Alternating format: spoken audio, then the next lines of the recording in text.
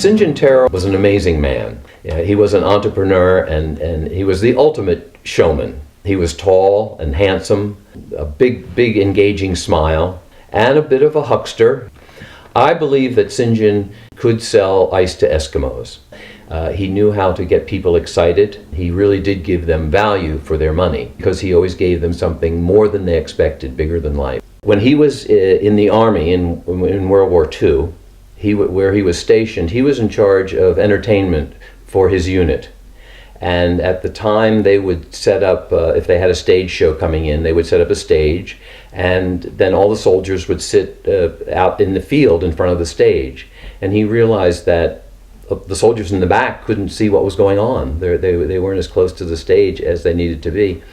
So he devised a plan where he commandeered some Army bulldozers, and they dug a big pit, a bowl in the ground, and placed the stage in the center. Very much in the Greek style of theater, of the amphitheater type of seating. When he returned from World War II and decided that he wanted to open up a theater, he decided to take that idea and created the Music Circus, but instead of it just being an open air bowl, he put a circus tent on top of it, and thus it was called the Music Circus.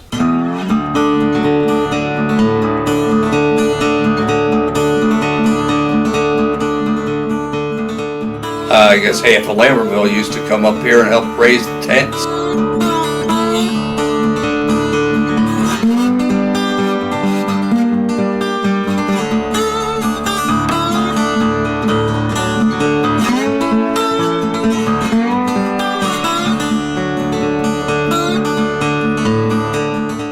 The original site was magical. It was placed right in a neighborhood. The tent itself in the theater held, I believe, 1,500 people. And it was in the round, even though it was an oval, because it was under a two-poled circus tent. You're in the middle of a tent, and there are 6 aisles going down from every side, all the way up to the stage, and the stage was a round thing. And you often did scenes, you had to time all your entrances up and down those aisles, because many times people came from all the aisles at once. And then you had up at the top of the aisles, on 2 different sides, you would have stages up there that had to be lighted, because when you did a scene up there, they would change the set. That was how they got the set changed down below. The dressing rooms, of course, were in the back of the theater, and they were bare bones, cinder block buildings, no air conditioning, very little ventilation. And I do remember, as a young person, going into those dressing rooms, there was an aroma, which was a mixture of the grease paint, the makeup, these costumes, and perspiration.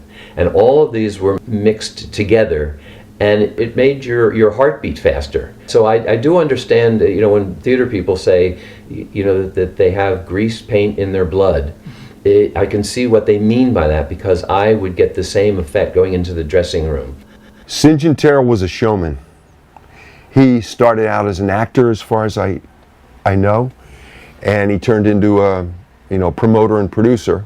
He put forth an image of himself which was not quite the same as what he was inside, but he knew that show business is at least half image. And basically, I never saw too much of the inner side. I saw mostly the outer. And that's the same as everyone. Everyone only saw what he wanted them to see. Every night the lights came up and he came in the center stage and he talked to the audience like he were in his living room. The Music Circus primarily produced and staged musicals. Auditions in New York went this way. The people who were being considered for leads in the main musicals, they were contacted through agencies like William Morris and the other agencies. They came with their own accompanist. They got a full 15, 20 minutes. Then there were the equity calls. By the time I arrived at 8:45, there were 200 people there, sitting waiting to try to get 8 singing slots and 4 dance slots in the company, as well as perhaps some minor roles. The stage manager announced their name. They gave the pianist their music. I would say, I'd like to hear 16 bars of a ballad and about 8 bars of a patter song. And they left a picture, and meantime we're making our notes. The choreographer would take them through some dance combinations. Now, the open call, sometimes referred to as cattle calls, and St. John would only give me about 2 hours to see 400 people because we're paying an accompanist, we're renting the studio. So I would bring in 8 at a time. They would put their pictures on a table for the director and the choreographer. And I would walk down a line and I would say, would you please sing My Country 'Tis of Thee? They would look at me, what? I mean, they've just come out of probably singing the lead in Carousel at their major college performance. And I would say, no, just please.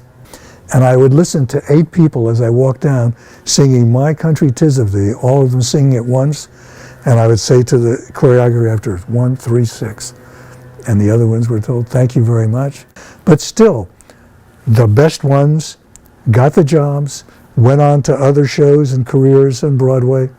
And it was just the nature of the business that we had to do things that way. I've worked in a lot of theater since Lambertville. I have never worked as hard as I did then. We did one show every week. The show opened on Tuesday night.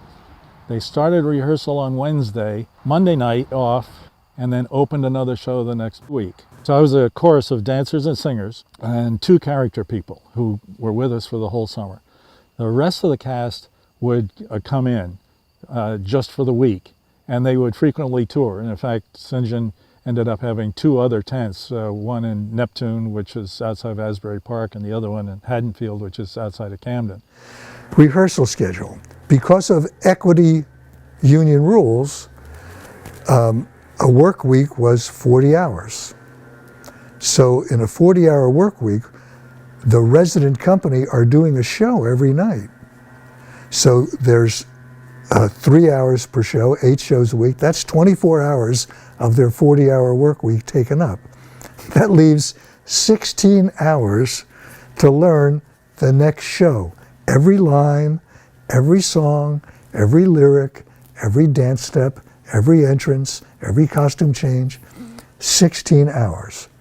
So you take out the costume call, which was the last thing done, the costume parade, that was 1 hour. That left 15 hours for rehearsal. You had a dress rehearsal, which was really a performance that took 2.5 hours plus a half-hour notes. So that cut it down to 12 hours. So literally, in 12 hours, we taught and, quote, polished everything that had to be done. I often spent an hour and maybe an hour and a half to 2 hours teaching all the music, and I never had a moment alone to reteach any of that before the show opened. Now, these were great, young, professional people, and they worked on their own music. But that's how short amount of time I had with the company. And then you had to work with the leads. And don't forget, I'm doing shows every night too. So I'm not available at night. My only time available is the daytime. We did every show with the orchestra in 4 hours, and it opened that night. It's not like they had time to go practice some music for a week. They looked at it, they played it through with me in the morning, they went home, they came back at night, and we did opening night. I was particularly interested in the musicals. I loved the musicals. But also the jazz afforded me a chance to see some of the great jazz orchestras and musicians. I think when you're 16 and 17, you're in awe.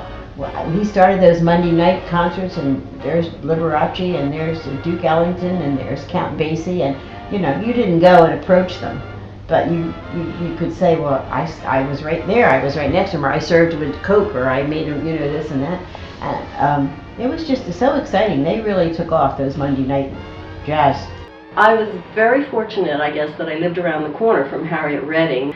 And one of the duties at that time for Harriet was to round up some local kids to take part in the shows when it was required. Showboat was going to be performed in 1951, and Harriet came and asked if I would be interested in auditioning for the role of Kim.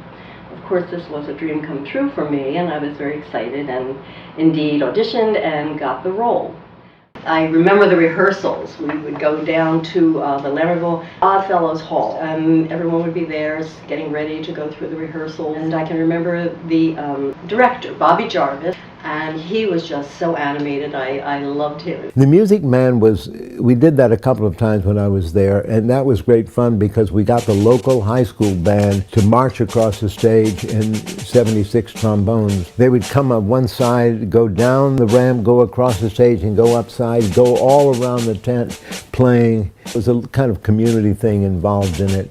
Art Frank came to me and said, "Would you like to be in The King and I said, "Of course." And I was a young kid, part of the King's family, with Cheryl Conway. It was in the summer of 1961.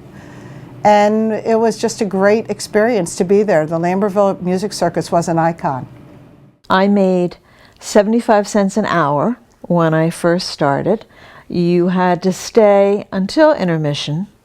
And then if you worked in one of the concession stands at intermission selling the proverbial orange drink that was in all theaters at that time, you made an extra 25 cents.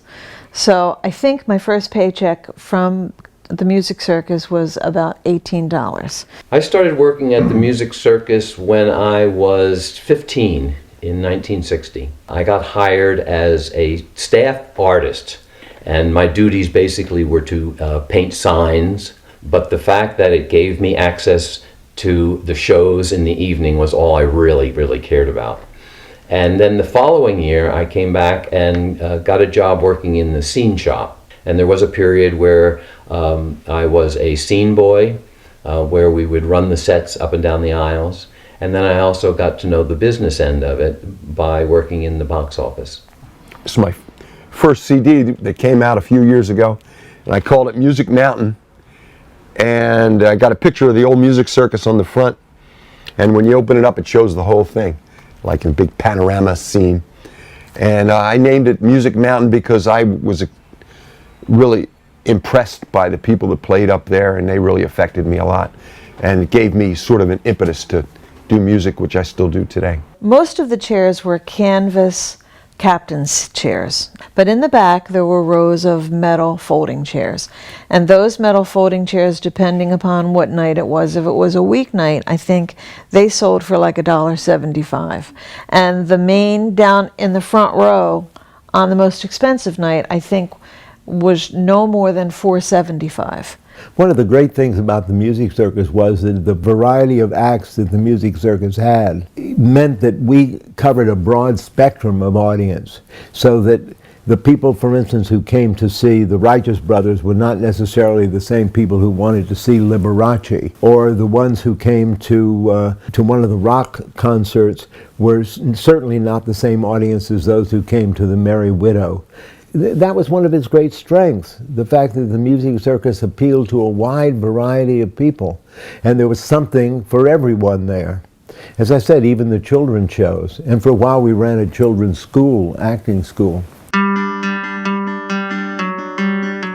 Some of the most wonderful people I worked with there, well, Dom DeLuise.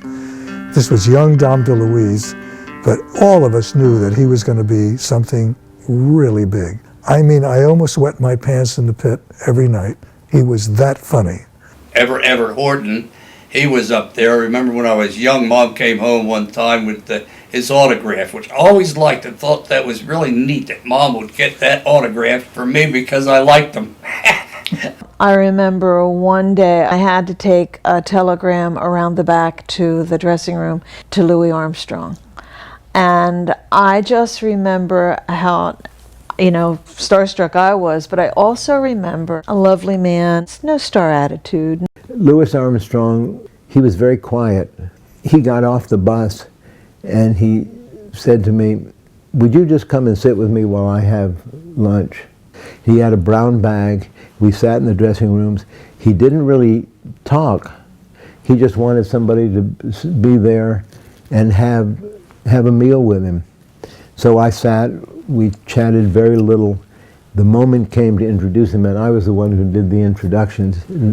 Louis Armstrong came to the top of the tent, and he made his entrance down the aisle. The orchestra was already on the stage. And I said, "And now, ladies and gentlemen, Mr. Louis Armstrong, and with that he suddenly came to life.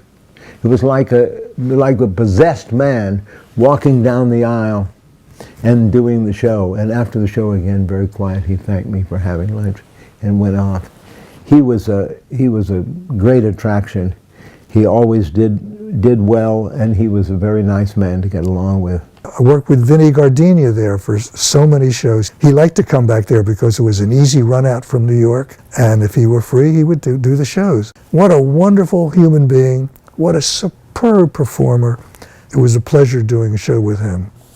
There was a kid in a show, a little over her head, and we had a dress rehearsal, and she broke down. And she just started bawling her head off because she couldn't do the line, or she couldn't do the scene, or the director said, stop, go back, stop, go back. And that was Elaine Stritch in Anything Goes. I never realized that they were human, the actors, until I saw her crying her head off. I remember Elaine Stritch doing The King and I. She was an unlikely choice, really, for that role, but she's a wonderful actress. She did a great job. People were so astounded that she had been cast in that role. She didn't seem at all to be the right type. One of the last shows at the Music Circus when I was there was Hello, Dolly. And Dorothy Lamour was in Hello, Dolly. Jose Greco used to come there on a regular basis. South Pacific played there 4 times, and I was there for 2 of the productions. And one of them, James Michener, who wrote Tales of the South Pacific, on which South Pacific is based, lived in Bucks County, Pennsylvania, just across the river. And he played the professor in South Pacific at the Music Circus in one of the productions. Liberace ended the 1956 season. He had fans who followed him absolutely everywhere he went. The little ladies would have cookies and cupcakes and things, and they'd be standing outside, there'd be a line outside his dressing room every night after the show. But I had the privilege of moving his piano onto the stage and unpacking the glass top, and we had all that stuff. My only job there was really just setting it up and taking it down.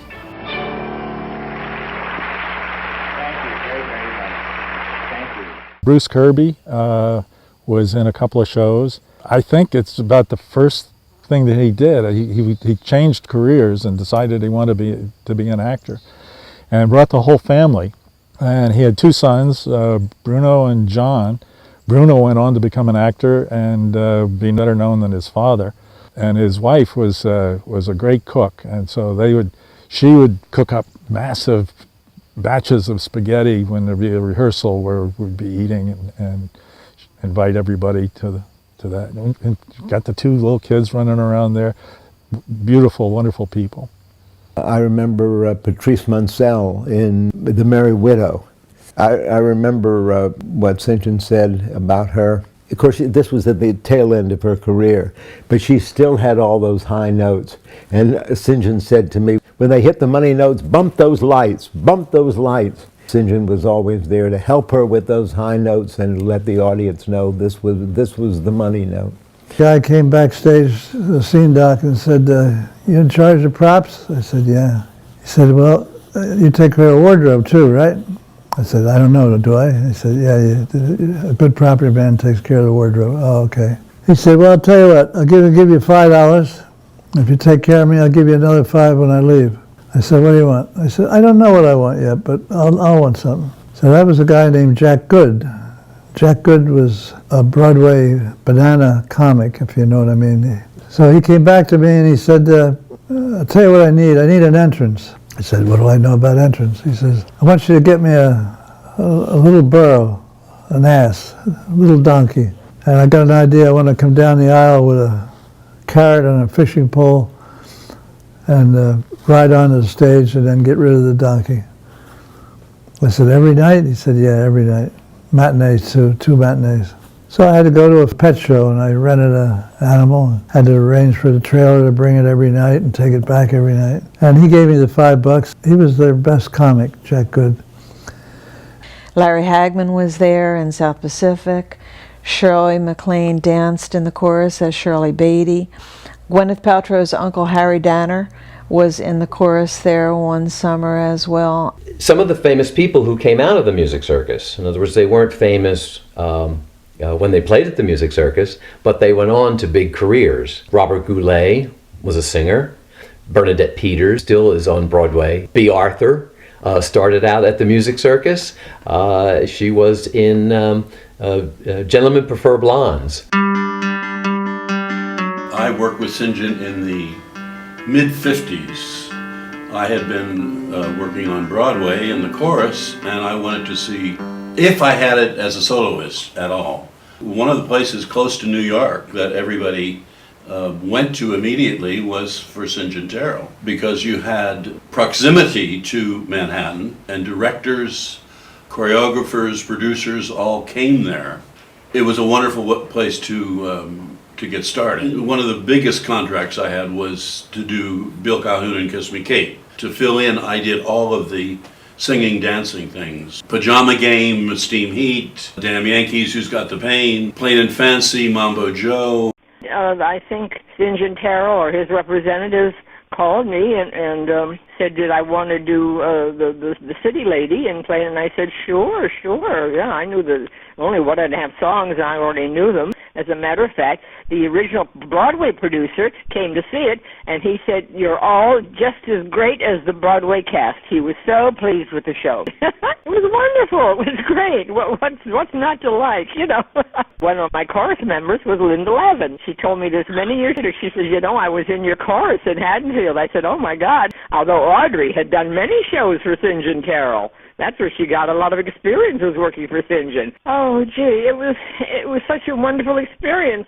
But St. John Terrell was wonderful because he was creative enough and open enough. That's the real trick to being open, to accepting somebody putting ice in your musical, which is a famous musical on the town, or Pal Joey, or Call Me Madam, and so forth, and suddenly changing the script. We put together these shows there where we could introduce skating, and one of them was on the town. And the way I did that was introduce actual scenes that were part of the story of the show, but could be converted into a place where they'd have ice skating. For example, we took the Times Square Ballet and turned it into the Rockefeller Center Ballet. I don't remember the exact choreography, but I'm sure the conga went up around the back, and while they were up around the back of the theater, the guys, the stagehands, quickly put the boards back on the ice. So your eyes were looking up there, but they were fixing the ice back to a thing, and then the rest of the show would go on with it.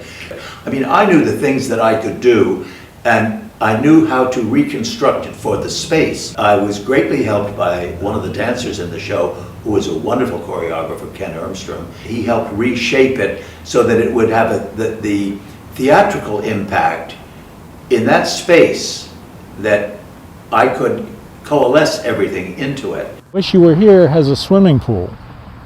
And how do you do a swimming pool in a tent in the round? Well, you send the orchestra up to the back. An orchestra pit gets a plastic lining in it and gets filled with water. Well, a swimming pool isn't there for all of the scenes. So there's a cover goes over the swimming pool. And that was made up of 6 fairly hefty, big chunks of board, because of course the choreographer and the director wanted to use that extra stage space they had. The swimming pool is the end of the first act, the blackout before that scene. We all go running down and we lift up these pieces. Well, it took 2 people to carry each one, so we got 6 of these things, so that's at least 2 trips for everybody right there. It was all well choreographed, and then the audience had a plastic sheet down in front of them so that the people in the front row could pull it up.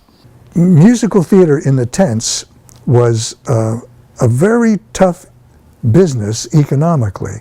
It was very, you could only put so many people in a tent. You only had so much room for parking.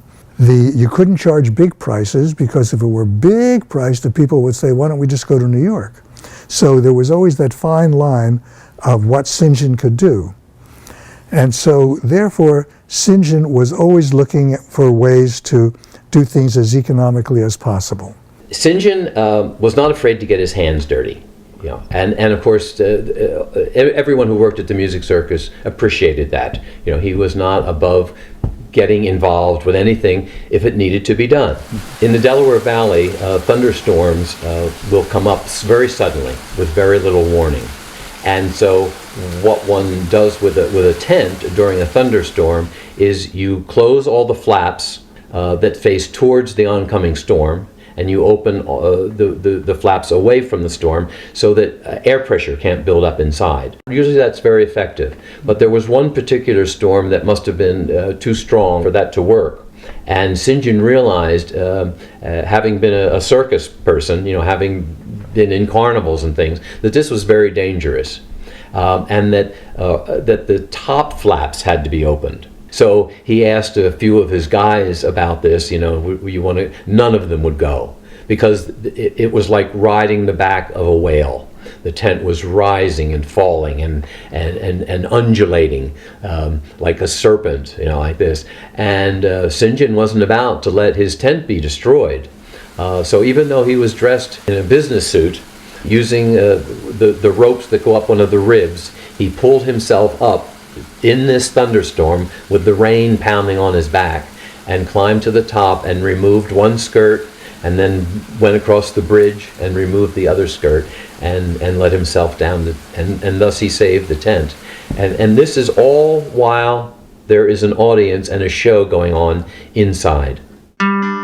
It was a wonderful cultural and entertainment vehicle for the area. Everybody went, everybody knew about it, and he hired a lot of local people. He added a lot to the economy of Lambertville. The performers, a lot of them stayed at Lambertville House or at other rooming houses in Lambertville. The actors all spent their money in town, eating and living. And Lambertville Music Circus was the lifeblood of the little sleepy town of Lambertville. The people in town really didn't realize what they had. They would complain that there was too much traffic in town. They didn't realize they had one of the main venues for music on the East Coast right in their town. And it was a blessing to this area as far as bringing people in and creating business. There's one story that's told that during the 50s, the mayor of Lambertville came to St. John and complained to him, Mr. Terrell, your theater causes traffic jams through Lambertville. People coming from Philadelphia and going up the hill to Music Mountain before the performance, and then after the show is over, they're all leaving to go home, and they create traffic jams in Lambertville, and they never stop to buy anything. St. John said, well, what do you mean? I think the Music Circus is an asset to Lambertville. We hire a lot of people here, and the mayor wouldn't agree. Oh yeah, well maybe you hire a few people, for concessions or stuff, but you don't really make an impact on Lambertville, financially. So the next day, St. John told his treasurer, go to the bank, and I want you to get silver dollars, enough to pay everyone on payday in silver dollars, and do this for a couple of weeks. So the treasurer went to the bank and ordered enough silver dollars to meet the payroll. It wasn't more than a few weeks later, it was the talk of the town. Where in the hell are all these silver dollars coming from? Everyone has silver dollars. All the stores had silver dollars. And so it was St. John's way of proving to the mayor and to any other doubters in Lambertville that the theater, the Music Circus, was an asset and was good for the economy of Lambertville.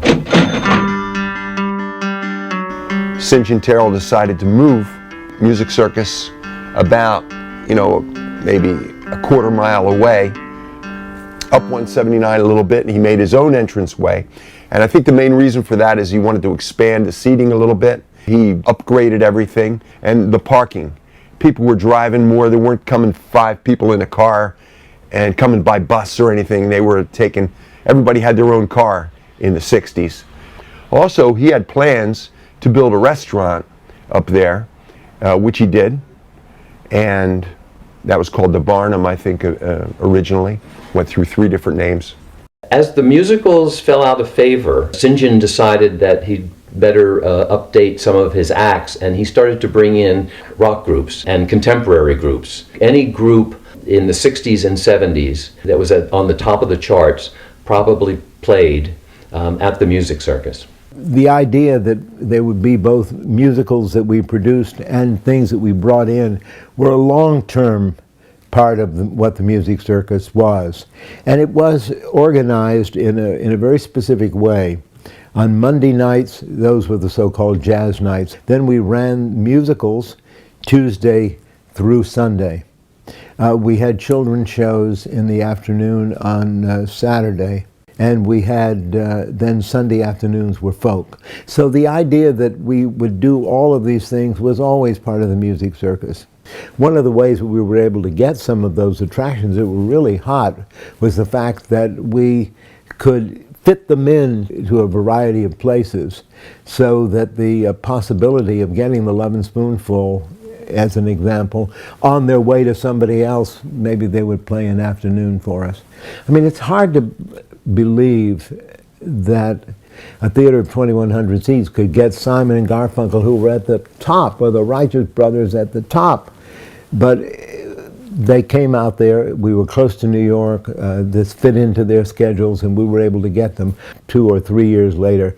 They were not available to us. They were playing in arenas of 10,000 people. And that's one of the problems that the Music Circus encountered.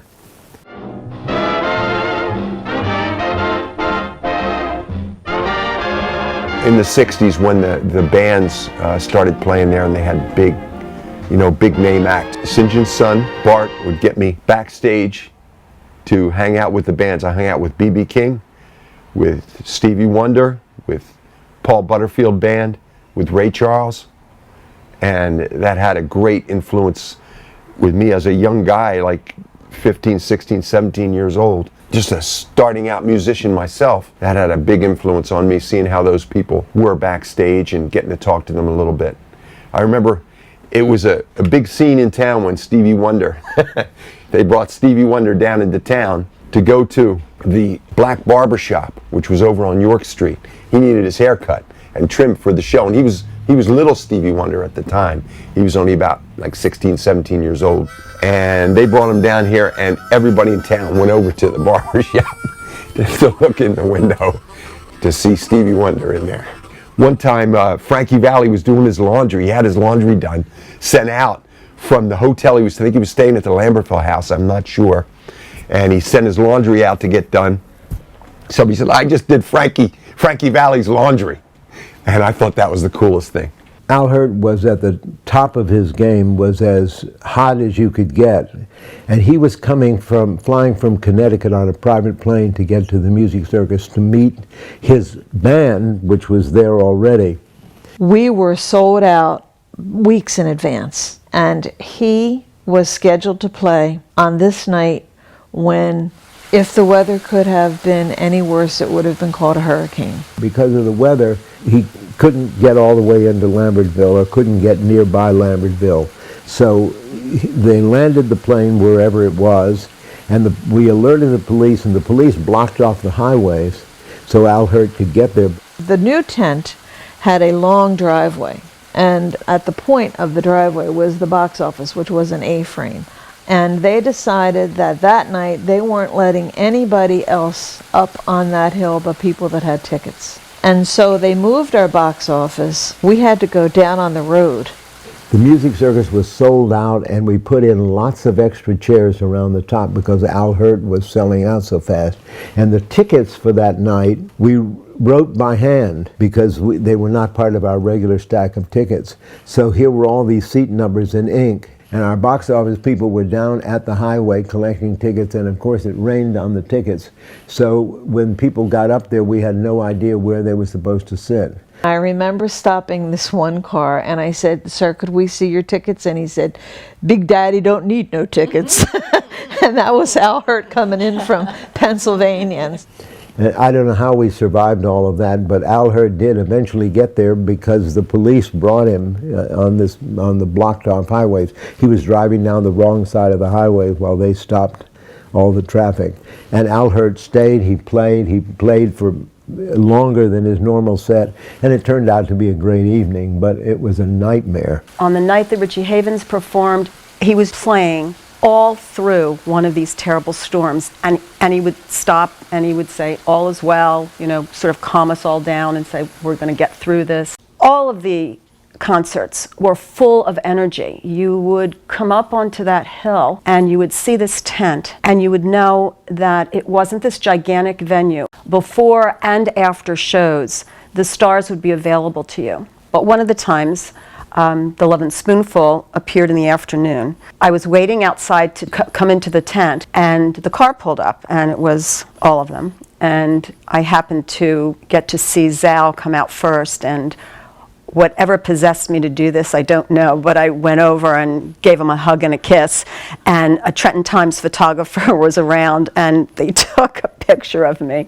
We lived for the summers. The 60s was a time that was on fire with music and art and poetry, and at the Lambertville Music Circus, it was the hub for New Jersey. Another interesting group that we had there were the Supremes. At the time, the Supremes were really just beginning, and they didn't have a stage show. They were just on records. Berry Gordy, who was the head of Motown, used the Music Circus as a kind of tryout and rehearsal place for putting together the Supreme stage show. So they actually were rehearsing there every day. Berry Gordy and his team came down and stayed with the Supremes for that week, working on their show. That was another interesting kind of thing that happened.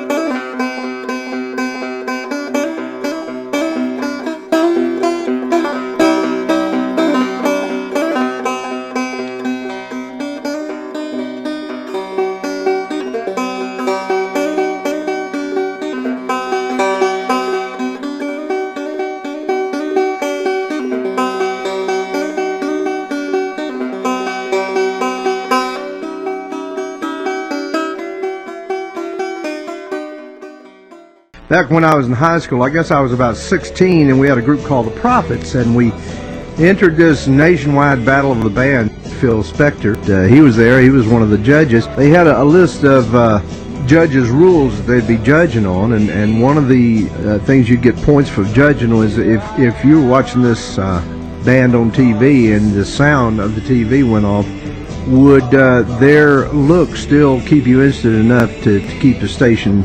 And so we got to thinking, you know, the name of the group was the Prophets, so everybody else was dressed like the Beatles, and we wore these togas. That got us points, and also you had to do an original song. I think we got a few points for that. But St. John Terrell's Music Circus, it just opened a lot of doors for us. The bands wanted to do this both for the reputation and for the fact that they were going to get $1,000 and a recording contract and all of that. And they were going to have an opportunity to meet Cousin Brucie. Cousin Brucie had to be flown to the Music Circus by helicopter. And I still see him getting off that helicopter, the kids running toward it, our having to keep them all back. Cousin Brucie was an enormous celebrity.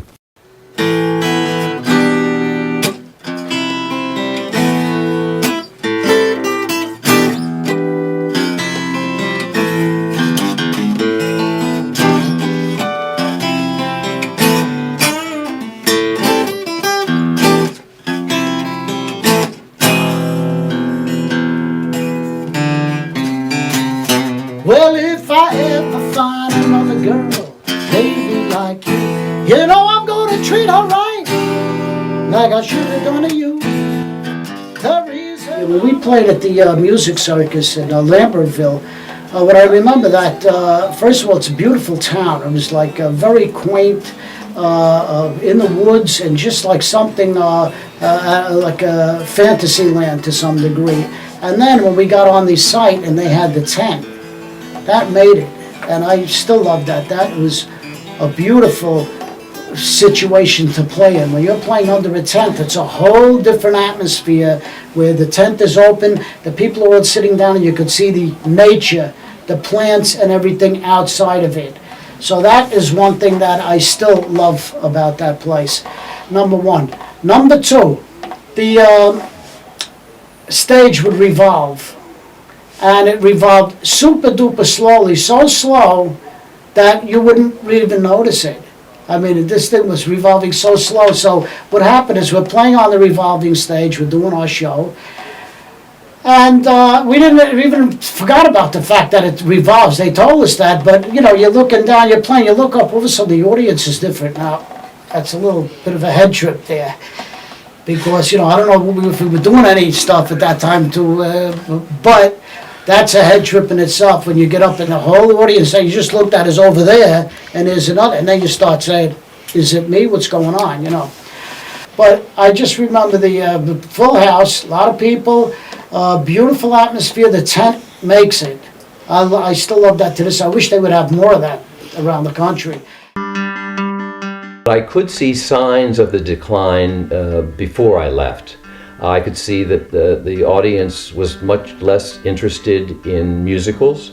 So instead of having a full season of musicals where they might do a dozen of them, they ended up only doing 2 or 3 a season. And the rest of the time was filled with concerts. And I could see that Mr. Terrell felt the pressure of his audience declining. Because even when I was there, I remember specifically that we needed, for one show, we needed, as a prop, we needed a silver tea service. And that meant going and renting it, which was rather expensive because it was silver and the insurance and all that. And he said, oh, don't bother renting it. Just take some plywood and cut out a silhouette of a tea service and paint it black. The audience will get the idea. Well, what I think happened is the audience did get the idea. That the production values were dropping and that it was becoming a little chintzier. And of course, some people then wouldn't go, and so the audience started to dwindle. See, when we first started, there wasn't any television. And there'd be 1,500 people a night come up from Philadelphia to see this live entertainment. But television started to eat into it badly. People sit home with the idiot box instead of go to live entertainment. The theme changed a little bit. He had a lot of rock groups, which he didn't in the beginning, and maybe the older people didn't go for that as much. St. John was getting older, I guess.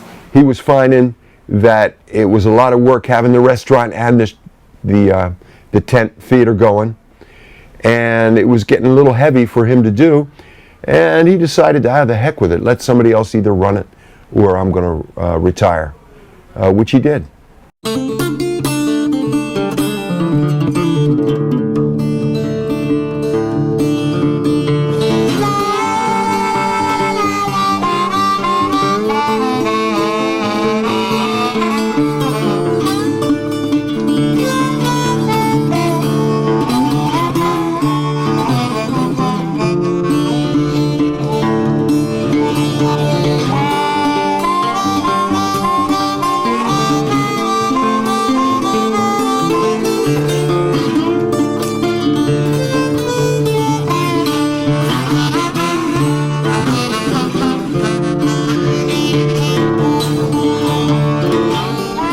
I decided to create the Music Circus website that I now host in 2005.